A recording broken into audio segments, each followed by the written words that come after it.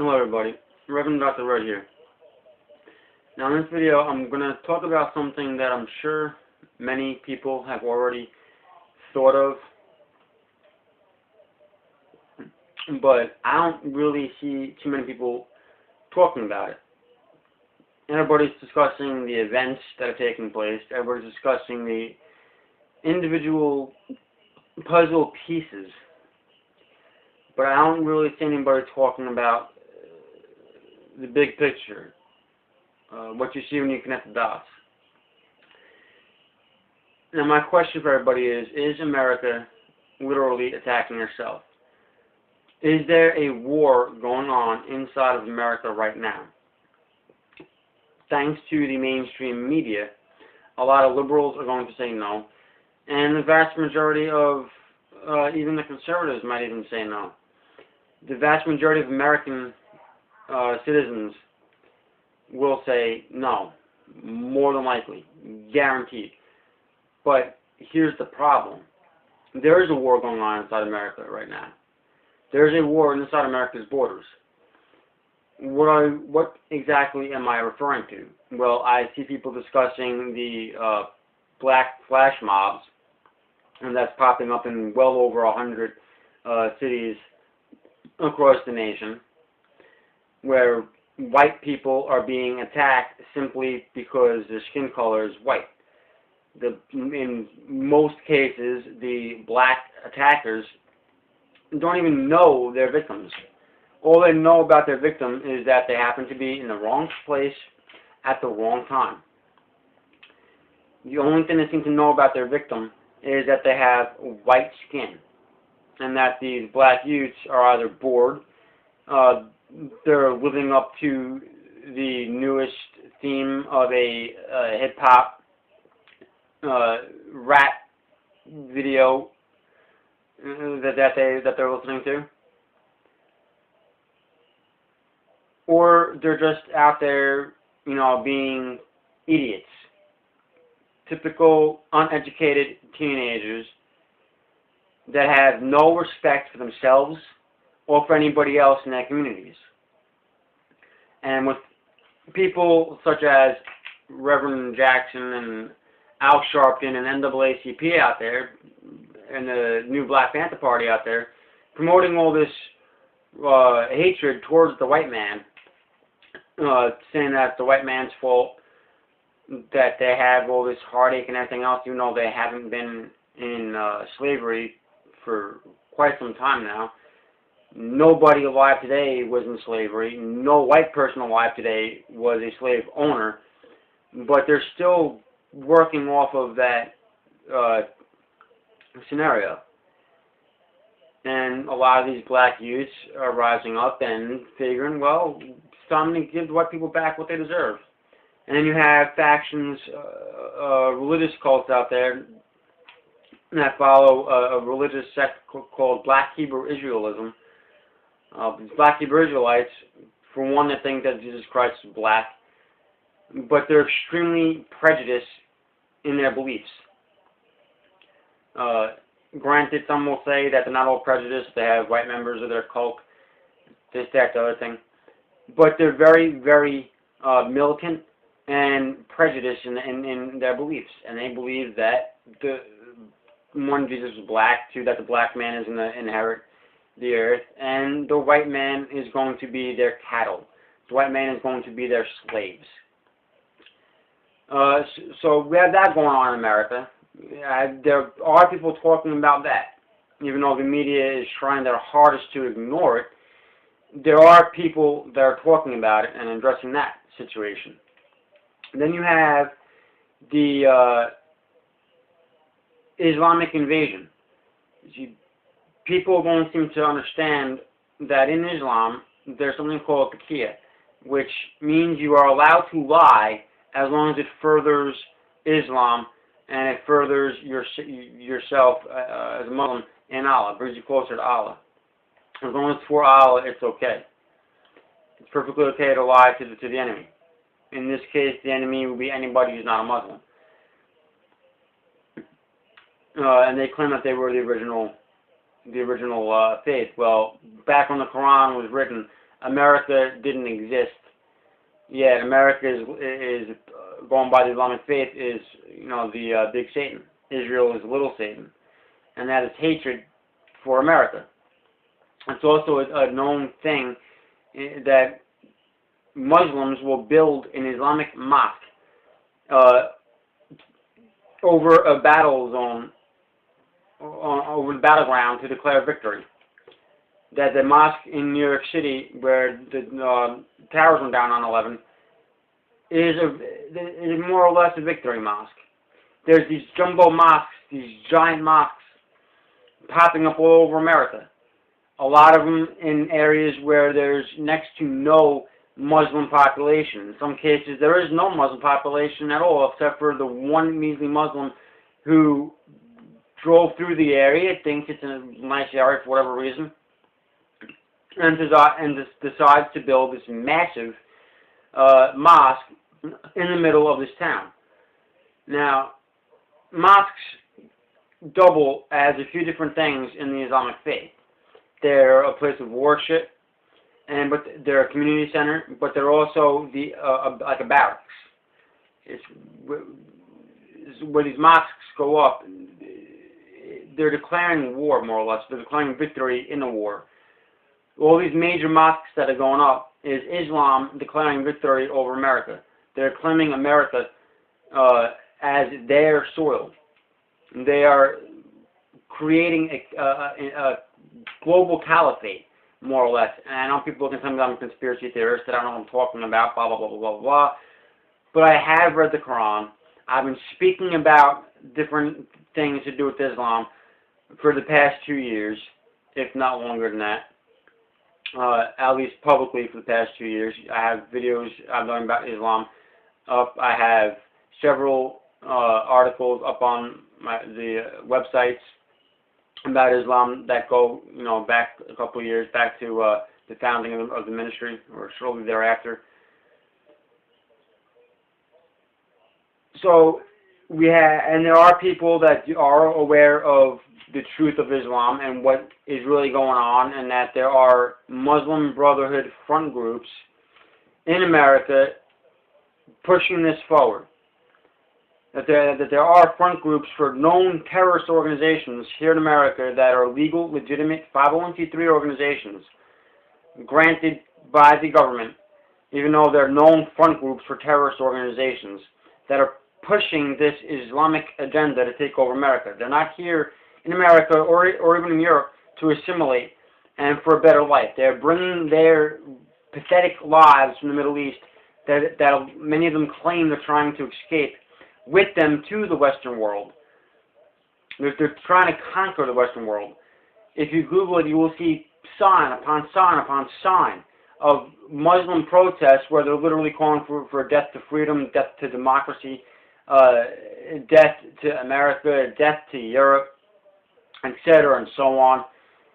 They don't want freedom. They don't want democracy. They don't want to assimilate. They want to create a global Islamic caliphate. If you are not a Muslim, if you don't convert when they more or less reach a percentage in the population where they're going to start forcing conversions, they will kill you. It's happening in the Mideast. The Mideast is being cleansed of the entire Christian population. Now, a good chunk of the Mideast, including Egypt, was once Christian soil. Now it is Islamic soil, or largely Islamic soil, as many of these countries that still have Christian populations has an ever-dwindling Christian population, as many Christians are fleeing the land, going to other countries for refuge. And those that decide to stay to fight or try to continue leading out as normal life as they possibly can are being targeted, they're being killed.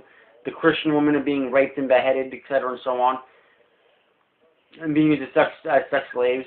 Their husbands or the males are being killed. The children are used as sex slaves.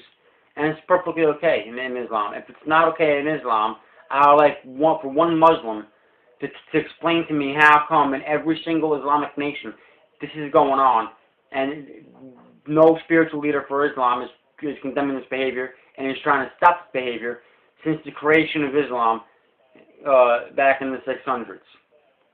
1,400 years this is going on. And nobody's yet put a stop to this so-called religion of peace. Nobody has been able to bring civilization to this uncivilized political scheme under the guise of a religious institution. These are third world savages, more or less. And there are people that are aware of this, that are speaking their minds, that are, trying to put it out there, what's going on, what these Muslims are up to, what they're trying to accomplish. And I just read an article a few hours ago that apparently on 9/11, this million Muslim march that's supposed to be doing in D.C., apparently there's a counter-protest to that where 2 million bikers are going to D.C. So you have the 2 million bikers counter-protesting the million Muslim march. And you see this going on constantly. So that's another piece of the puzzle. Then you have the fact that Obama is trying to push all this unconstitutional, completely illegal bills and laws and executive orders on the American populace. And they're giving up trumped-up numbers to suggest that everything is in his favor, that the American people want this. Yet you're seeing the Tea Parties are growing, Patriot groups are growing, the newer movement, the overpasses for the impeachment of Obama is growing like wildfire. People are waking up. People are showing that they do not want this. They don't want Obamacare. They don't want the government spying on us. They don't want the government intruding in every last iota of our lives. Yet, the government statistics will lead you to believe otherwise. Now, how they come up with these statistics when clearly the majority of the people don't want this, even the liberals don't want to be spied on. Even the liberals don't want the government telling them what they are or are not allowed to do, where they are or are not allowed to go. And there's a massive movement across the country showing this. And it's just getting bigger. Every time I look into it, it's getting bigger and bigger and bigger. The current regime is losing their support of the people, which is one of the reasons why they want to pass the amnesty nonsense. They're hoping that by passing amnesty and they bring in 30, 40, 50 million illegal aliens, plus their relatives, etc., and so on, that they'll have all their votes. Not to mention the votes of the homosexuals and everybody else that they're claiming to help, even though they're not really helping anybody, they're using them for the votes. Nothing more. Once they're done with these classes of people, they're going to spit them back out again. It's really that simple. So you have the political end of things. Now, when you start connecting all these dots, there are other things that I have not mentioned, including the fact that it's becoming increasingly harder for Christians to find jobs. There's a movement going on in certain towns. The first one I heard of, believe it or not, is in Texas, where they're trying to make it next to impossible for a Christian to have a seat on the city council, based on the fact that Christians have traditional values, traditional morals, homosexuality is a sin. They don't want people like that on the city council. So they're trying to make it a little hard for Christians to find work, not just in the private sector, but also in the government sector. So you have the Christian persecution going on. You have the inflammation of the blacks with, as I said, the likes of Jackson and Sharpton and NAACP, etc., and so on, inflaming the blacks against the whites, and you have all these uncalled for attacks on the white man with trumped up nonsense that was brainwashed into these black youth by these older individuals, for lack of better words. And they're riding the black community all the way to the bank. Because I haven't figured out exactly how it's working yet, but somehow Jackson and Sharpton and their ilk is profiting off of turning the black community against the white man. somehow they're making a profit off of the black community rising up in flash mobs, destroying their own communities and attacking white people and destroying different storefronts. So, if you connect all these dots, in a sense, there is a war going on in America. You pretty much have the two sides. You have the liberal, savage lifestyle that brings in the complete tyranny and the dictatorship and the government spying on you, the government dictating what you can and can't do, etc., and so on, under the guise of freedom, of course. And you have the more conservative side that wants America back to what she once was, that wants a limited government, that does not want the government spying on us, that does not want the government dictating to us what we can and cannot do, etc., and so on, and wants immigration to be strictly on legal terms. In other words, close the borders, bring the jobs home, better our economy, start pushing America back in the direction that America is supposed to be in.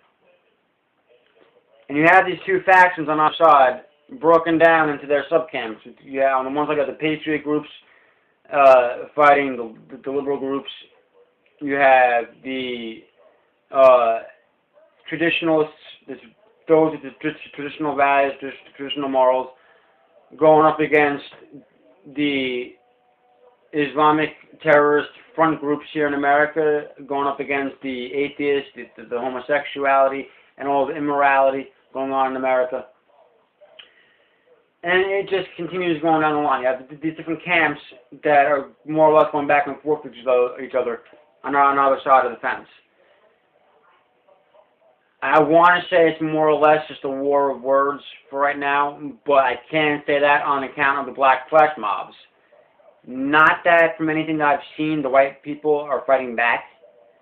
They're just overwhelmed with, groups of black people swarming around them, knocking them senseless, and before they even realize what's going on, the white individual is either lying on the ground dead, or so out of it he has no idea what just happened, and he finds himself in the hospital several hours later with that entire time span being a complete blank.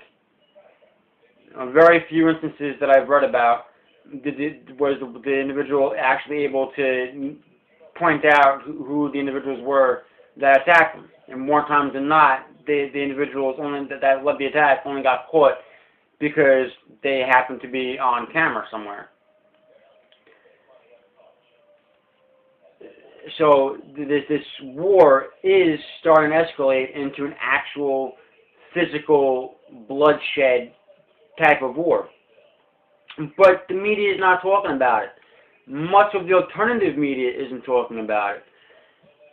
Even in close-knit conservative circles aren't talking about it. They refuse to bring it up. They claim that they see it, though. If somebody does give it a brief mention, they'll suggest that they see it, but they'll try to turn the subject onto something else. They can't talk about it. Well, that's my problem. If there's a problem in this country, it needs to be spoken about. It needs to be addressed, because here's the thing. I don't care if it's the Islamic problem. I don't care if it's the black flash mob problem being led by the nonsense being spewed out of the mouths of Jackson and Sharpton and their ilk. I don't care if it's the immorality problem. I don't care what the problem is. If we don't talk about it, if we don't address it, it's only going to get worse. What the government is trying to do, and apparently they're doing it quite well, is create a society of fear. Okay, where people are literally scared to talk out. And if people are scared to talk out, they're not gonna be able to hold on to their freedoms.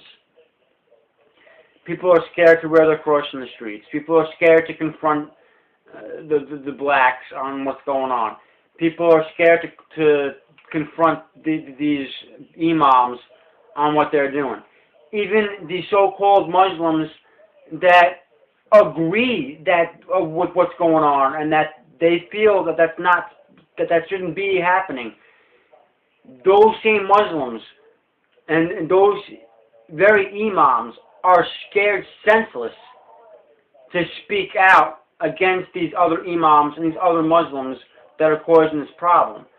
Now that's for one of two reasons. Either A, the Muslims are scared of being killed by their own people, or two, they're all for it. They're just trying to blend in, so to speak.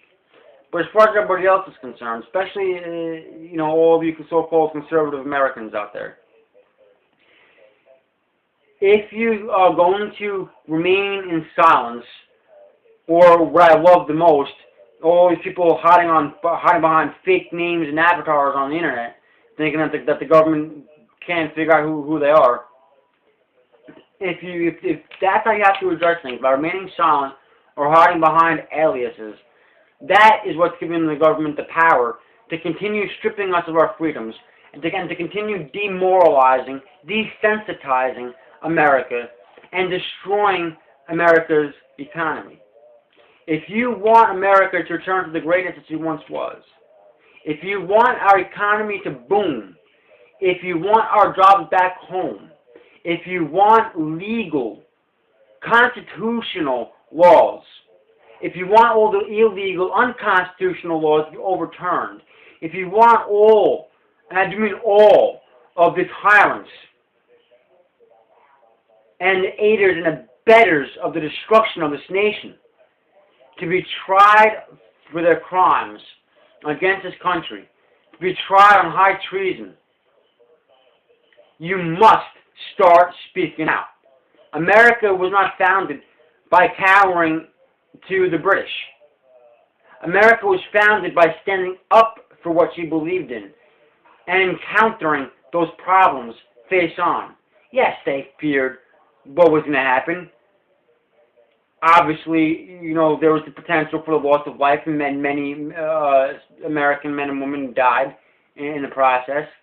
They also feared if they lost the war, that there's going to be some major problems going on in the colonies. But that didn't stop them from doing what they had to do to make their concerns known, and eventually the founding of America. Now, I'm not calling for an all-out war. I'm not calling for any kind of illegal activities. So please, please don't take it like that. What I am saying is that the solution to what's going on is to stand your ground and to speak up. The more you sit there in silence, the more you are okaying, aiding, and abetting what is happening. And it will be your fault when we all wind up in the concentration camps. It will be your fault when America finally falls, and it will be nobody's fault but your own when your children or your grandchildren ask you about the days of free America and what happened to free America. And what are you going to say when they ask, well, what did you do to correct it? There is a war going on right now in our borders that nobody wants to see, nobody wants to address, and nobody wants to talk about, but that's not going to change the facts. It's not going to change the fact that there is a war going on. Now, you can either continue sitting there in your silence and ignoring everything as if it's not there, in which case it's going to keep on getting worse. It's going to move into your community if you happen to live in a community that it hasn't hit yet. Or you can see the evidence, what it is. You can address what's going on. You can do what's necessary within the legal confines of the constitutional law that runs this nation and put a stop to it. Speak out. Because if you don't, things are going to get worse. America will burn if you continue to sit there in your silence. Let's call it for what it is. The problem with the reason why there's so much immorality in this nation is because the majority of you pathetic Christians out there, you pastors and priests out there, have refused to stand firm on the Bible and on the teachings of Christ. Instead, you're going to alter the teachings, you're going to alter the liturgy, you're going to alter what you're preaching to match that of society, of the times. You're not standing firm in the teachings of Christ. That is why this nation is so freaking immoral right now. All the jobs are overseas, or going overseas. Other jobs are being blocked from being created in this country. Farms are being completely destroyed all the way around because nobody is saying a damn thing about it until it affects their industry or their personal paycheck. Well, newsflash for everybody. If it affects one part of the American economy, it affects the entire thing. If it affects one industry, it affects every industry. If you see something happening, you need to stop it. You need to correct it. And all this whining and moaning about these politicians that aren't doing a damn thing, they're not listening to the people. Stop voting them in every freaking election. Get them out of there. Put new blood in. The new blood doesn't want to listen. Then next election, get his ass out of there and put somebody else in. Start returning the way things are to the way things are supposed to be. It's that simple. But if you keep on sitting there, refusing to take your own responsibility for what you helped create in this country, and if you just sit there in silence, you are the one that's giving the government and giving the tyrants their power. You want the tyrants to leave our country. You don't want to see tyranny in this country. You want our freedom. You want the jobs home. You want this erupting civil war in this country to die down before America starts burning to the ground. You need to stand up and speak up. It's that simple, people. Now, I'm glad that everybody's talking about this, that, or the other thing.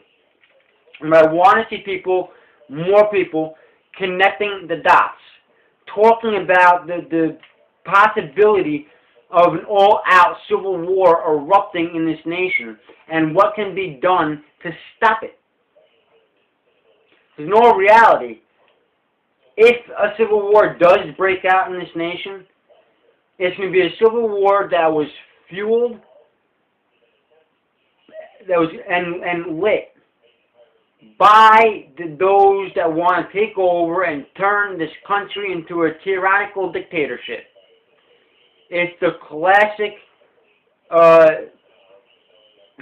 recipe of creating a problem, blame the problem on somebody else, come out with a solution, implement the solution, everybody bows down to you, and now you are the new dictator in power. That's what's going on right now.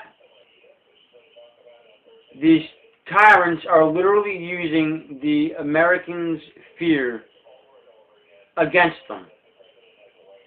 Meanwhile, God says in the Bible, we don't have any fear. Wherever we are, He is. There's no reason to have any fear. He also tells us Jesus tells us that we're going to be persecuted against, and not to worry about it, but to rejoice.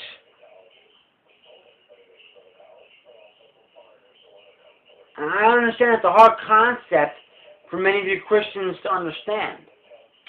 I understand that's an even bigger concept for you non-believers to understand. But it's really quite simple. If you seriously believe in something, you should be willing to go all out to defend those beliefs. So if you really want freedom, you should be willing to stand up and take all the blows defending that freedom. If you want the government surveillance to stop, you should be willing to stand there and block the government surveillance no matter what comes at you. You want our freedoms back, you should be able to stand between the tyrants and our freedom and hold yourself there no matter what attack comes your way. Now, granted, yes, there are more and more Americans waking up. There are more and more Americans that are starting to do just that. But I'm fearing that it's a little too late. I mean, I would like to believe that America can be saved. There's movements sprouting all over the place trying to save America and trying to stop what's going on. And the question is, can we do it?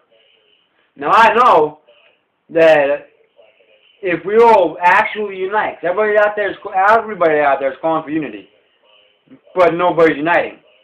So if we can actually unite, stop calling for unity and actually unite, I'm sure we can take our country back. I'm sure we can stop this unnecessary bloodshed on American soil. And I'm sure we can put all these tyrants and treasonous idiots behind bars where they belong. But first, America as a whole needs to recognize the problem. America as a whole needs to realize what's happening to America. And America as a whole needs to understand what it's going to take to put a stop to it. America as a whole needs to realize that we are one people. We need to stand together as one people under the one true God. And we can put a stop to everything that's going on. The violence in the streets stopped. Government surveillance and the intrusion in our lives stopped. The taxpayers being taken advantage of stopped. Jobs coming back home. Immigration strictly legal with closed borders. I mean, we can accomplish all this. But first we need to realize the problem. First we need to stop looking at, well, the flash mobs are over here, the Islamic takeover is happening over there, the trampling of our rights with our farms and all of our food supply is over there. The trampling of our electrical and power is over there. No, it's all on American soil, which means it's all part of the same problem. It's one part of the problem. We need to recognize that. There is a war right now in America. Now, it can either escalate by you ignoring it and refusing to address it, or it can be quelched, it can be put out, it can be ended, and we can start moving back towards freedom and a booming economy and the greatest country once was. But first, America, you need to understand the problem. You need to realize that all these little things all throughout the country are all connected to one larger issue, a war on America, a war on our way of life, a war on our culture, a war on our economy. And then we need to stand together and put a stop to it. It is really that simple. It really is. It's that simple. There's no need to fear for the worst when there's no reason that we should have to get to that point in the first place. Is it going to be hard? Yes. Is it going to be an uphill battle? Yes. But it can be done. All we got to do is stop calling for unity and actually unite. We got to stop looking at each individual problem as their separate problems and realize that they're all part of one problem. The problem. You don't put out a fire by attacking the flame way up here. You put the fire out by attacking the base. You remove the food, there's nothing left to burn. There's no more fire. You shoot way up here, the fire's going to keep on growing. And that's what's going on. You're shooting way up here. You got to lower the water down to the base.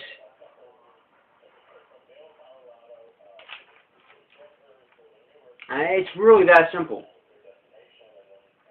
So, is America at war with herself? Yes, she is. There's a split in America right now. The question is, which side is going to win? The freedom-loving side of the America that was founded on the United States Constitution, that was founded on liberty, justice, and the pursuit of happiness? Or is the side of the tyrant and government intrusion and complete tyrannical dictatorship going to win? That's up to you. What future for America do you want? If you want the tyranny, continue sitting in silence. Continue ignoring that all these smaller problems are part of one bigger problem. If you want freedom, start acknowledging the fact that all these smaller problems are connected. Find the base of the problem. Find the fuel to the problem. And put the problem out. Take the food away from the fire. Fire goes out. Freedom wins. And America, a little scorched, will survive. And we can rebuild. It's that simple. That being said, I thank you all for watching this video. I hope you take that into consideration. And please, visit some websites such as overpasses.org and Tea Party Patriots. Look up the Tea Party Express. Google the 2 million bikers to DC. Actually look into this stuff, because this is happening. This is real. This is going on inside America's borders. There's a war going on for our very way of life.